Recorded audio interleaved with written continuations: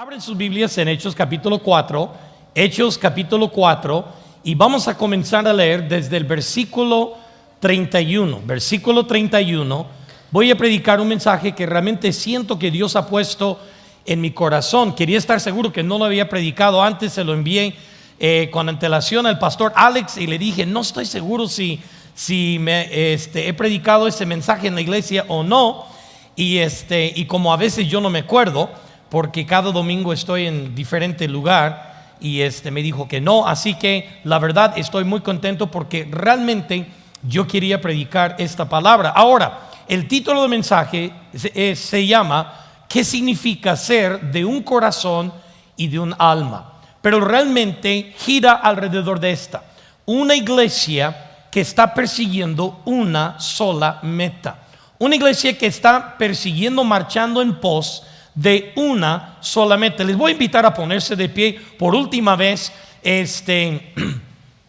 y vamos a dar lectura versículos 31 hasta el versículo 37, al final del capítulo. Y noten lo que dice la palabra de Dios. Dice: cuando hubieron orado, el lugar que estaban congregados tembló, y todos fueron llenos del Espíritu Santo y hablaron con denuedo la palabra de Dios. A propósito, el poder y la llenura del Espíritu Santo siempre es caracterizado con un denuedo de hablar la palabra de Dios. Esa es la señal de la llegada y del poder del Espíritu Santo. Versículo 32. Y la multitud de los que habían creído, note lo que dice, eran de un corazón y de un alma. Y más adelante Él nos va a explicar cómo se manifiesta esa solidaridad, esa singularidad. Dice: y ninguno decía ser suyo propio nada de lo que poseía, sino que tenían todas las cosas en común. Versículo 33. Y gran poder de los apóstoles daban testimonio de la resurrección del Señor Jesús, y abundante gracia era sobre todos. Así que no había entre ellos ningún necesitado, porque todos los que poseían heredades o casas las vendían y traían el precio de lo vendido y lo ponían a los pies de los apóstoles, y se repartía cada uno según su necesidad. Entonces José, a quien los apóstoles pusieron por sobrenombre Bernabé, que traducido es hijo de consolación, levita, natural de Chipre, como tenía una heredad, la vendió y trajo el precio y lo puso a los pies de los apóstoles. Y vamos a ir a Dios en oración y vamos a pedirle que bendiga la lectura de su santa palabra y que nos hable a nosotros en esta tarde.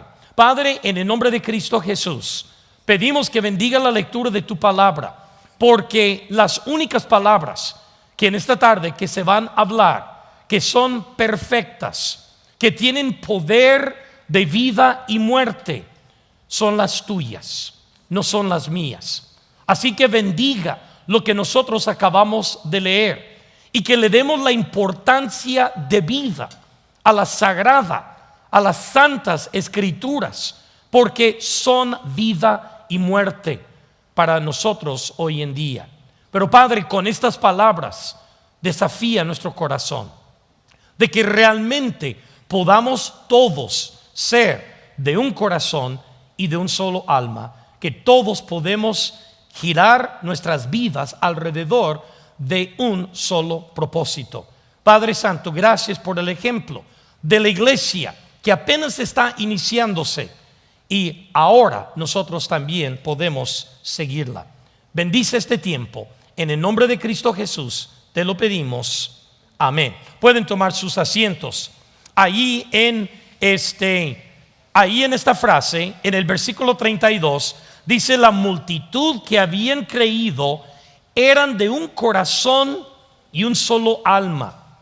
La frase de un corazón y de un alma es una frase que expresa unidad total, que todos están comprometidos a una sola causa. En otras palabras, muestra solidaridad. Ahora, esto es lo que está aconteciendo en Hechos capítulo 4. Hoy es el día de Pentecostés. No sé si usted lo sabe. Hoy celebramos 7 semanas desde el domingo de resurrección, 50 días. Y la iglesia inicia, como nosotros la conocemos, inicia en el día de Pentecostés, en Hechos capítulo 2. Para Hechos capítulo 4, la iglesia ha crecido. La iglesia tiene más de 5,000 personas que han abrazado el evangelio. Dios está bendiciendo. Cuando la iglesia era pequeña, estaban persiguiendo a la iglesia. Sin embargo, ahora que la iglesia está agarrando más auge, que está creciendo, están persiguiendo aún más a la iglesia. Noten capítulo 4, verso 3. En el mismo capítulo de nuestro texto dice: les echaron mano, está hablando de los apóstoles, y los pusieron en la cárcel hasta el siguiente día, porque era ya tarde. En el versículo 18 del mismo capítulo, llamándoles, los intimidaron. Después de haberlos puesto en la cárcel un día, los liberaron, siguieron predicando a Jesús. Cuando siguieron predicando a Jesús, dice, los volvieron a llamar, les intimidaron en ninguna manera que hablasen y enseñasen más en el nombre de Jesús.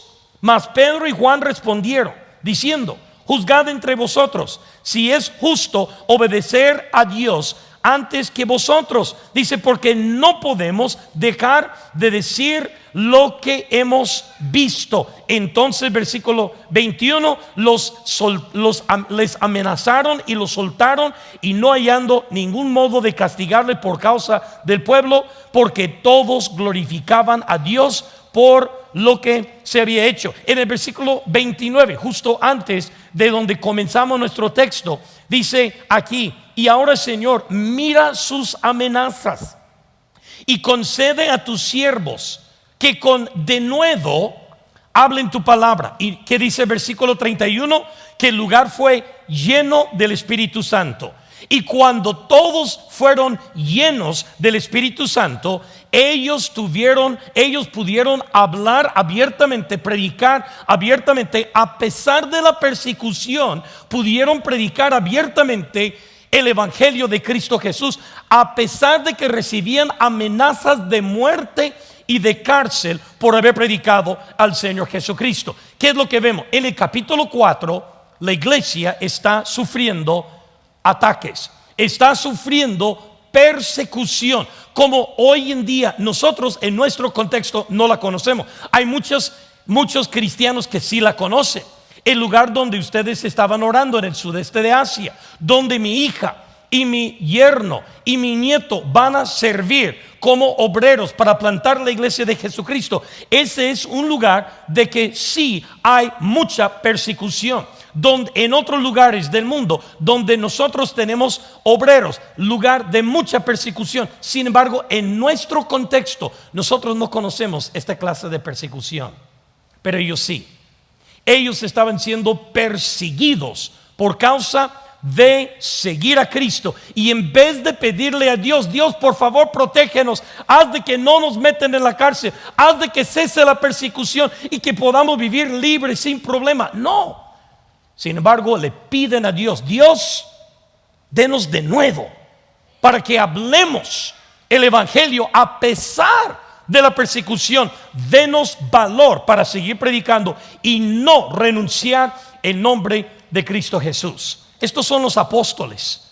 Pero cuando los apóstoles predican el evangelio con denuedo y son sumamente perseguidos, ¿sabe cuál es la respuesta del resto de la iglesia?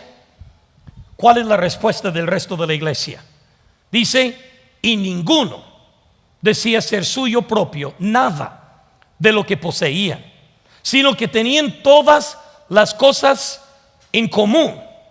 Dice en el versículo 34: no había entre ellos ningún necesitado. Por todos los que poseían heredades o casas, las vendían y traían el precio de lo vendido y lo ponían a los pies de los apóstoles, y se repartía a cada uno según su necesidad. ¿Cómo respondieron los demás hermanos de la iglesia? Respondieron con una generosidad radical, una generosidad sacrificial pocas veces visto en la Biblia. En la Biblia encontramos momentos de mucha generosidad. Yo acabo de terminar hoy en la mañana Segunda de Crónicas, y en Primera y Segunda de Reyes, Primera y Segunda de Crónicas, Primera y Segunda de Samuel, encontramos momentos cuando el pueblo de Dios sacrifica para la construcción del templo de Dios, a tal grado que tuvieron que decirles ya no más. Ahí son momentos de mucho sacrificio, pero no se compara nada con este sacrificio, porque el sacrificio que daban en el Antiguo Testamento era sacrificaban de cosas que les sobraba, pero este sacrificio es diferente. Este sacrificio es poco usual. Este sacrificio es un sacrificio radical, porque dice la Biblia literalmente, todo lo que poseían lo entregaban a los pies de los apóstoles. Los que sí poseían propiedades, heredades, porque muchos de los cristianos no poseían propiedades, pero los que sí poseían propiedades o heredades las traían y la ponían a los pies de los apóstoles. ¿Por qué? ¿Por qué? Porque la persecución cambia la perspectiva de la iglesia. Nosotros pensamos en nuestra lógica humana que una iglesia está siendo perseguida, cada quien agarra lo suyo y se aferra más fuerte alrededor de lo suyo, porque a lo mejor me lo quitan, a lo mejor me van a meter en la cárcel, yo necesito guardar. Pero ellos respondieron totalmente contrario. Cuando ellos vieron a los apóstoles que estaban anunciando la resurrección de Cristo Jesús, con denuedo anunciar el evangelio, a pesar de la amenaza, a pesar de haber sido metido en la cárcel 2 veces, haber sido intimidado, haber sido azotado, y cuando ellos están orando, no están pidiendo para que Dios les protege o los guarde de la persecución, están pidiendo: Dios, danos de nuevo para seguir predicando el evangelio de Cristo Jesús en medio de la persecución. La iglesia inmediatamente responde con unas ofrendas nunca jamás visto en toda la Biblia. ¿Por qué? Por la frase que leímos en el versículo 34. Porque eran de un corazón y un alma.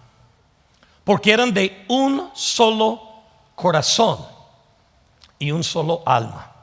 Y dijeron: esto no es solamente la responsabilidad de aquellos, esta es responsabilidad de todos. Es responsabilidad de cada uno de nosotros. La misión de la iglesia no les toca solamente a los apóstoles, nos toca a nosotros también sacrificar. No les toca a los apóstoles solamente sacrificar siendo intimidados, azotados y encarcelados. A nosotros también nos toca sacrificar, y el sacrificio que nosotros vamos a rendir es de que nosotros vamos a entregar nuestro todo para la misión singular de nuestra iglesia. ¿Cuál es la misión de Cristo Jesús? Este es el problema, que muchas veces nosotros amamos más a nuestras posesiones de lo que amamos a Jesús. Nunca lo vamos a admitir, ni siquiera vamos a permitir que nuestra mente forme tal pensamiento, porque nosotros muchas veces vivimos en lo que los psicólogos dicen negación. No vemos la verdad que está enfrente de nuestros propios ojos. Un joven rico, en Mateo capítulo 19, versículo 21 y 22, llega delante de Cristo, dice: Jesús, yo estoy dispuesto a seguirte, yo quiero seguirte donde quiera que tú vayas. Y Jesús le responde: si quieres ser perfecto, anda y vende todo lo que tienes y ven y sígame. ¿Y sabe lo que dice el siguiente versículo? Se fue triste porque tenía muchas posesiones. No estaba tan dispuesto a seguir a Jesús como decía. ¿Sabe lo que Jesús hizo? Jesús le hizo enfrentar la realidad de su propio egocentrismo. ¿Sabe lo que hace este pasaje? Cuando nosotros vemos que cristianos normales, estos no son los apóstoles, estos son los miembros de la iglesia, y los apóstoles no se lo están pidiendo. Nadie predicó, Pedro no predicó un sermón, quiero que entregan todas sus heredades. No, lo hicieron espontáneamente. ¿Sabe por qué lo hicieron? Porque ellos vieron el sacrificio de los apóstoles, vieron la persecución de los apóstoles, y aclaró mucho el propósito de sus vidas. Y ellos dijeron: nosotros no somos los que estamos allá afuera predicando, pero si nosotros podemos apoyar con vender todo lo que tenemos para que se siga predicando, nosotros responderemos de esta manera. Y la iglesia responde con un sacrificio, una generosidad tan radical, que casi nunca se ha vuelto a repetir esta misma ofrenda en la iglesia en 2000 años. Anda, vende todo lo que tienes. ¿Qué dice Jesús en Lucas capítulo 12? Jesús capítulo 12, verso 29. Jesús dice: no se preocupen ni por la comida ni la bebida. Eso es lo que buscan los del mundo. Pero en el versículo 33 dice: mas buscad primeramente el reino de Dios y su justicia, y todas estas otras cosas serán añadidos. Esta es la realidad. Nosotros no podemos desligar la generosidad de la iglesia con el gran poder que tenía la iglesia para predicar y extender el reino de Dios. Nosotros muchas veces queremos hablar acerca del denuedo de los apóstoles, y los apóstoles tenían denuedo, pero no podemos desligar la generosidad de los miembros de la iglesia con el gran poder de extender el reino de Dios. Mientras los apóstoles iban predicando y testificando de la resurrección de Cristo, imagínate, ¿sabe cuál fue el mensaje de los apóstoles? Oye, Israel, este hombre que ustedes mataron unos días atrás, 50 días atrás, aquel que crucificaron, él resucitó, fue visto de 500 hombres. Él está vivo hoy en día. Y si ellos predicaban un mensaje de resurrección, ¿sabe lo que ese mensaje, cómo encaja en la vida de la iglesia? Entonces esta vida es temporal. Entonces no importa lo que yo sufro en esta vida, porque está la esperanza de la resurrección. ¿Nunca te has preguntado por qué los apóstoles estaban tan dispuestos a contestar: no podemos dejar de decir lo que hemos visto y lo que hemos oído? Porque ellos presenciaron la resurrección de Jesús. Ellos no solamente creían en la doctrina de la resurrección, mis hermanos, ellos creían en la realidad de la resurrección, porque ellos vieron a Jesús resucitado. Entonces, si me encarcelan, que encarcélanme. Si me matan, mátame, porque exactamente como Cristo fue resucitado en gloria, yo también voy a ser resucitado en gloria. Entonces les quitó el miedo. Ese es el problema, que muchos de nosotros creemos en la doctrina de la resurrección, pero no creemos en la realidad de la resurrección, porque vivimos nuestras vidas como si esta vida fuera el todo. Así que ellos predicaron el mensaje de la resurrección, y por causa de ese mensaje ellos entendieron que esta vida es temporal y solo la misión de Dios es permanente. La misión de Dios se volvió más importante que sus propias posesiones. Déjame decir eso otra vez.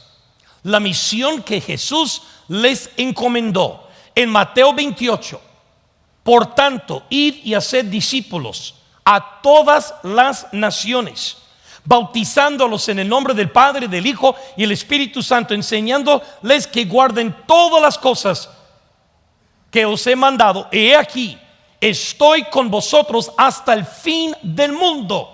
Estoy con ustedes hasta el final del mundo. Estoy con ustedes. Esa misión se volvió más importante que sus posesiones y que su propia vida. Por eso, en Hechos capítulo 4, versículo 32, describiendo a la iglesia, no los apóstoles, a toda la iglesia, la frase que Dios utiliza dice: eran de un solo corazón y de un alma, mostrando solidaridad, mostrando comprometidos a una sola causa, persiguiendo, escribe esto, persiguiendo una sola misión. Toda la iglesia persiguiendo una sola misión. Si nuestra iglesia, Nuevo Horizonte, va a ser una iglesia de Hechos 4, si nosotros vamos a ser la iglesia que no solo repetimos nuestra declaración de propósito domingo tras domingo, pero realmente vivimos nuestra declaración de propósito. En la iglesia Nuevo Horizonte adoramos a Dios con pasión, formando discípulos conectados a la misión de Jesús, extendiendo su reino en nuestra comunidad y en todas las naciones. Si eso es más que un eslogan, si esa es la misión que Dios nos ha encomendado como iglesia, entonces toda la iglesia va a ser de un solo corazón y un solo alma. Y si la iglesia va a ser de un solo corazón y un alma, hay tres cosas. Y quiero que vean estos 3 puntos y voy a terminar. Solo son 3 puntos. Voy a hablar como 2 horas en cada punto, pero nada más son 3 puntos.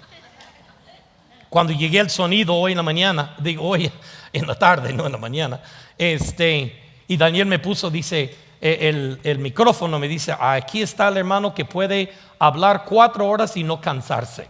Le dije: sí, pero aquí está la iglesia que sí se cansa después de 4 horas.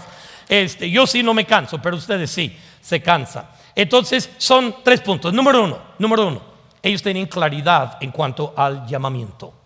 Claridad en cuanto al llamamiento. En otras palabras, los creyentes de la iglesia se dieron cuenta que los apóstoles no eran los únicos llamados a llevar a cabo la gran comisión. Ellos también. Déjame repetir eso, porque a veces no tenemos claridad en cuanto a nuestro llamamiento. Ellos se dieron cuenta. ¿Por qué eran de un solo corazón, de un alma? Porque los miembros de la iglesia en Jerusalén se dieron cuenta de que no eran solo los apóstoles que eran llamados a cumplir la gran comisión, sino toda la iglesia. Por eso respondieron con las ofrendas tan radicales, tan sacrificiales que ellos dieron, porque ellos tenían claridad en cuanto al llamamiento. Este es el problema, que muchas veces nosotros pensamos que Dios solo ha llamado a algunos pocos para participar en misiones, los que van a ir muy lejos, los que van a predicar el evangelio en otro contexto. Pero ese llamamiento no es para todos. Ahora, el llamamiento de trasplantar nuestras vidas ciertamente no es para todos, pero el llamamiento de la misión de Dios sí es para todos. No todos tenían que ir ante las autoridades de la ciudad diciendo lo que hemos visto y lo que hemos observado. No podemos dejar de decirlo, testificar lo que hemos visto y oído. Eso les tocó a los apóstoles. Y la iglesia respondió con una generosidad radical, sacrificial, pocas veces vista en toda la Biblia. ¿Pero por qué? Porque era un solo llamamiento. Y el llamamiento es a la misión de Dios. Dios les había llamado a todos a participar en su misión. Ahora, esta es la realidad. No todos van a ir al sudeste de Asia. No todos van a ir al Medio Oriente. No todos van a ir a Cuba, no todos van a ir a México, no todos van a ir a Honduras. pero todos sí tenemos un llamamiento hacia la misión de Dios. Y los que no habían sido encarcelados, ellos participaron también. Solo participaron diferente. No participaron yendo a la cárcel, pero su sacrificio delante de Dios es de igual valor. En ningún momento dice que los apóstoles vendieron sus heredades. ¿Sabe por qué no dice eso? Porque los apóstoles fueron a la cárcel. No tuvieron que vender sus heredades. ¿Quiénes son los que vendieron sus heredades? Los que no fueron a la cárcel. Ellos respondieron con solidaridad, ellos respondieron en unidad. ¿Por qué? Porque entendían el llamamiento no es solo de los apóstoles. El llamamiento es de todos. Y perdóname, pero no me parece un sistema muy justo que mientras algunos vivimos vidas muy cómodas en nuestros países o nuestros nuevos países, mientras otros están sufriendo por la causa de Cristo. Por eso muchos cristianos en nuestro contexto ni quieren escuchar las historias de los cristianos que están sufriendo, porque decimos, ay, es que me hace sentir mal. ¿Sabe por qué te hace sentir mal? Porque tienes que analizar tu propia vida a la luz de que otros están sufriendo en la cárcel por Jesús. Y luego a mí me hace pensar, ¿qué estoy haciendo yo? ¿Qué estoy sacrificando? Ellos están sacrificando su libertad. ¿Qué estoy sacrificando yo? Por eso la iglesia dijeron, no sacrificamos nuestra libertad, pero sí vamos a sacrificar nuestras heredades y nuestras posesiones. Y espontáneamente, inmediatamente las trajeron a los pies de los apóstoles. Dios no pide a cada persona participar en su misión de la misma manera. Dios ciertamente pide a algunos, como nuestra hija, como una familia que fue comisionada el domingo pasado y ya están en camino para el Medio Oriente a servir en un lugar donde hay guerra todo alrededor de ellos, como un doctor salvadoreño que tenemos en medio de un país que está sufriendo guerra, que cada noche están cayendo bombas. Dios ciertamente llama a algunos para hacer eso, pero Dios no llama a todos a hacer ese trabajo en particular. Pero Dios sí nos llama a todos a participar. Y quizás tu participación se ve diferente. Quizás tu participación se ve más como ofrenda, como oración. ¿Sabe por qué es importante lo que ustedes están haciendo? Ahora, yo no soy el pastor de esta iglesia, pero yo fui pastor 30 años. Y sabe una cosa que yo entiendo las iglesias. ¿Y sabe lo que sucede en cada iglesia cuando interceden por misiones? Algunos realmente están intercediendo, como la chica que estuvo aquí adelante, que no ni pudo pronunciar bien el nombre del grupo étnico, y yo tampoco, así que no lo estoy criticando, pero estaba intercediendo para que Dios se moviera entre ellos. Y algunos estaban nada más con la cabeza inclinada. ¿Sabe por qué? Algunos están intercediendo, diciendo, Dios, llame obreros. Dios, queremos verte glorificado entre los mojos.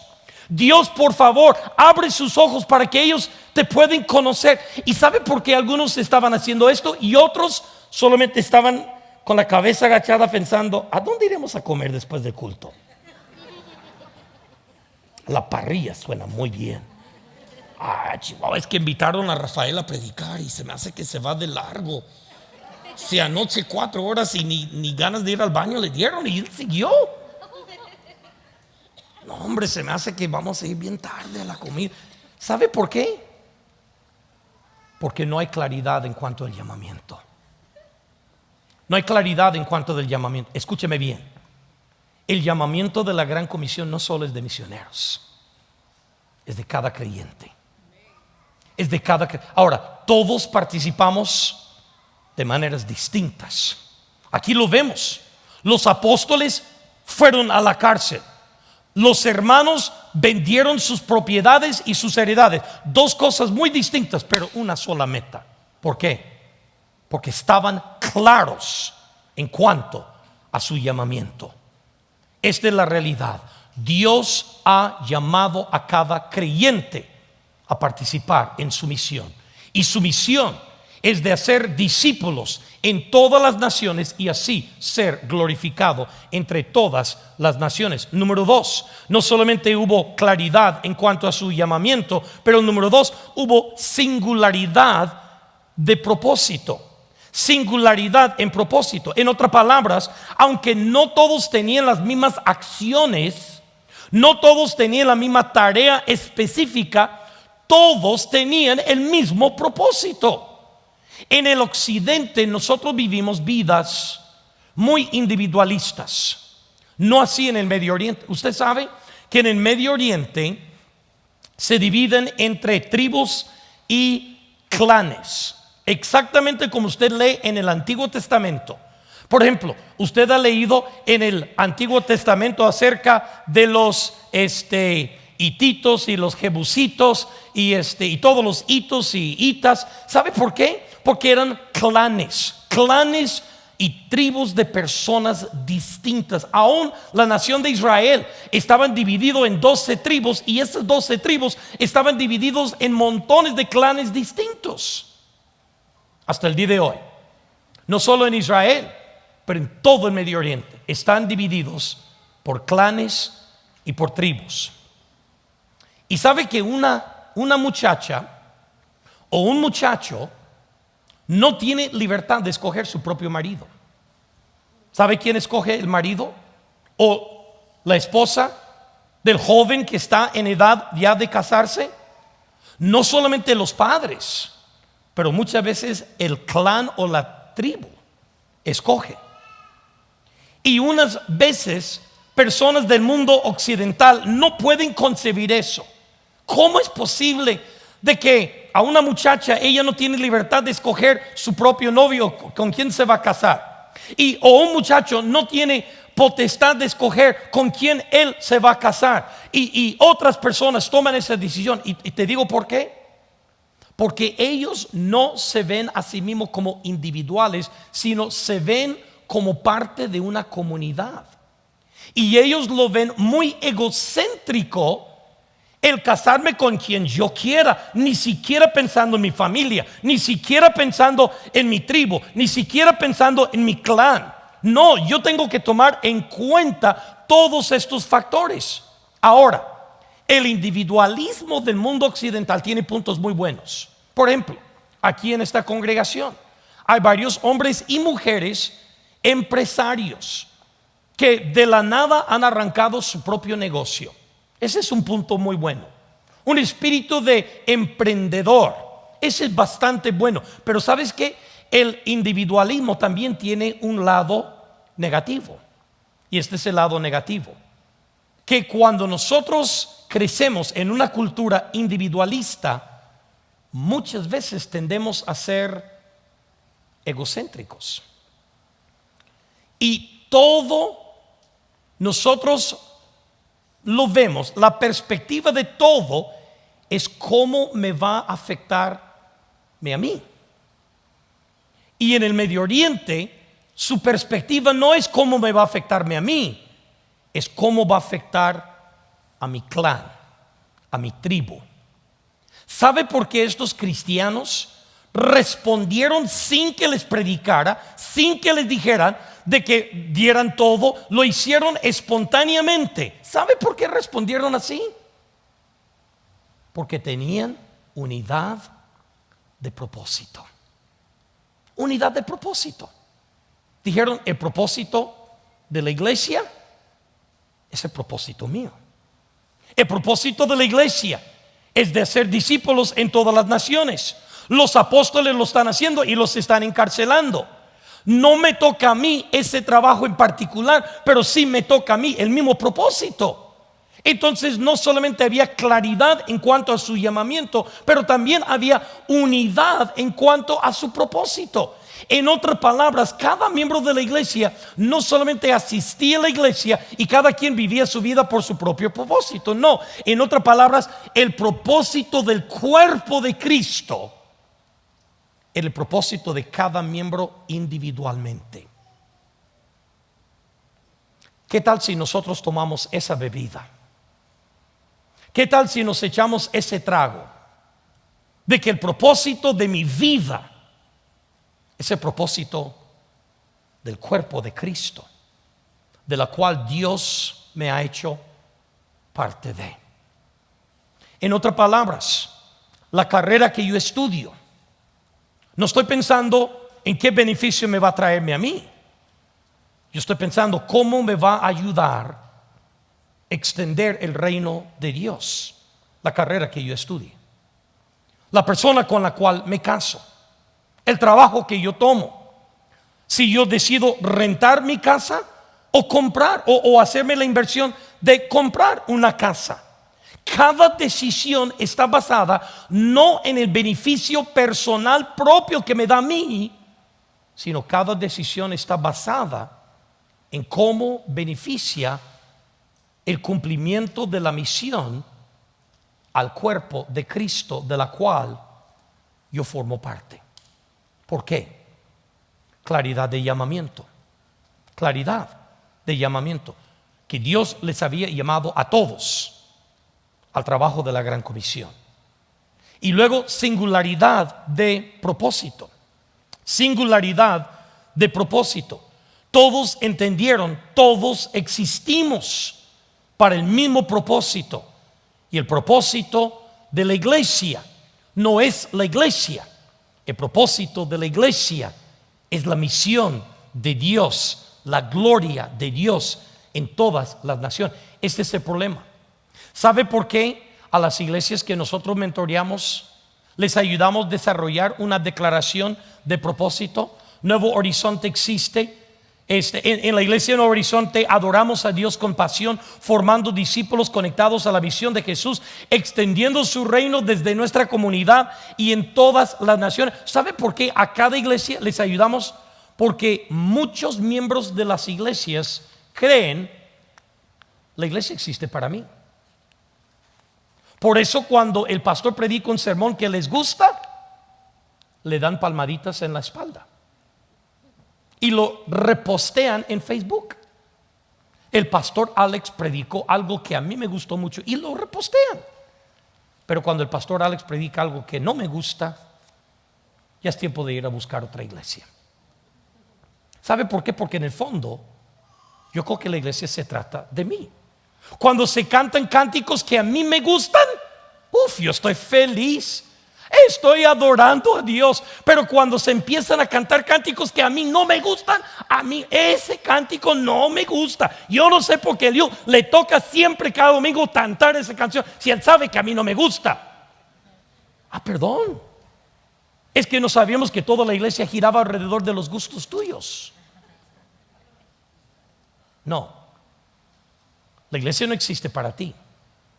La iglesia no existe para suplir tus necesidades. Ahora, la iglesia sí suple necesidades, gloria a Dios, muy espiritualmente y aún físicas. Pero ese no es el objetivo de la iglesia. La iglesia existe como instrumento de la misión de Dios. Y ¿sabe lo que necesitamos? Es un montón de cristianos que comprendamos ese hecho y que tengamos singularidad de propósito. Singularidad de propósito. Que nos demos cuenta, todos tenemos el mismo propósito. Todos estamos persiguiendo la misma misión. Lo hacemos de maneras distintas. Por ejemplo, lo que hicieron hoy, intercediendo por esa etnia, eso ayuda el propósito, la misión de Dios. Tú sabes que Dios empieza a obrar basado en la oración de las personas. No todos pueden ir a predicar ese grupo étnico. Algunos sí, pero no todos pueden hacerlo. Pero hay otras cosas que podemos hacer, y uno de ellos es interceder. Otro es ofrendar para que otros vayan a predicar el evangelio. Pero todos tenemos el mismo propósito: que Dios sea glorificado entre las etnias del mundo. No solamente claridad en cuanto del llamamiento, singularidad en cuanto de su propósito, pero por último, unidad en cuanto de sacrificio. Los apóstoles habían sacrificado mucho. Ellos fueron llevados ante las autoridades, fueron intimidados, golpeados, amenazados, puestos en la cárcel, liberados de la cárcel, puestos en la cárcel otra vez, y aún seguían predicando a Jesús. Y la iglesia se dio cuenta que los apóstoles no son los únicos que deben de sacrificar por la causa de Cristo, por el cumplimiento de la gran comisión, que ellos también deberían de sacrificar. Y al ver el sacrificio desinteresado de los apóstoles, la respuesta inmediata y la respuesta natural de parte de la iglesia fue unirse a ese sacrificio, trayendo heredades, posesiones, joyas, todo lo que tenían, lo traían a los pies de los apóstoles. ¿Por qué? Porque no solo hubo claridad en cuanto del llamamiento, y no solo hubo singularidad de propósito, pero número 3, hubo unidad en el sacrificio. Debemos de unirnos y honrar el sacrificio de Jesucristo. Debemos de unirnos al sacrificio de los misioneros.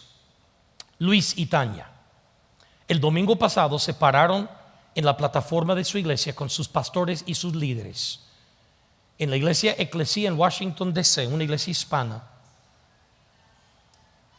Y ellos, esto fue el testimonio que dieron. Luis dijo: yo trabajaba en el Departamento de Estado de los Estados Unidos. El viernes fue mi último día de trabajo. El martes pasado vendí mi carro. Ya entregamos nuestro departamento. Decidimos no comprar casa, pero sí vendimos en este fin de semana todos los muebles y hemos empacado todo lo que tenemos en 5 maletas. Luis, Tania y su pequeña hija de 4 meses en esta semana abordarán un avión que los llevará al Medio Oriente. Hemos ayudado a enviar 69 familias a distintos lugares. Todos han tenido que vender sus casas, carros y muebles. Algunos han sufrido aún llegando al campo. ¿Sabe lo que dijo la iglesia? No nos parece justo que los apóstoles sufren y nosotros no. No nos parece justo que los únicos que estén sufriendo sean ellos. ¿Y sabes qué? Yo tengo que admitir que eso es verdad. A mí no me parece justo que los únicos que estén vendiendo sus propiedades y sus posesiones sean los misioneros. Debe de haber en la iglesia claridad de llamamiento, singularidad de propósito y unidad en el sacrificio, en que nosotros también digamos: la misión no es solo de ellos, la misión es nuestra. Quizás a ellos les toca ir, pero a nosotros nos toca sacrificar de otra manera. ¿Y sabes lo que ellos hicieron? Mostraron su solidaridad con los apóstoles, trayendo todas sus posesiones a los pies de los apóstoles. ¿Por qué? Porque la iglesia era de un alma y un solo corazón. Hermanos, esa es la clase de iglesia que Dios quiere. Que todo en la iglesia gira alrededor de esa misión singular que Dios nos ha llamado para ser seguidores de Jesús, que le siguen con pasión, formando discípulos conectados a la misión de Jesús desde nuestra comunidad hasta lo último de la tierra, y todos participando en la misma misión de diferentes maneras.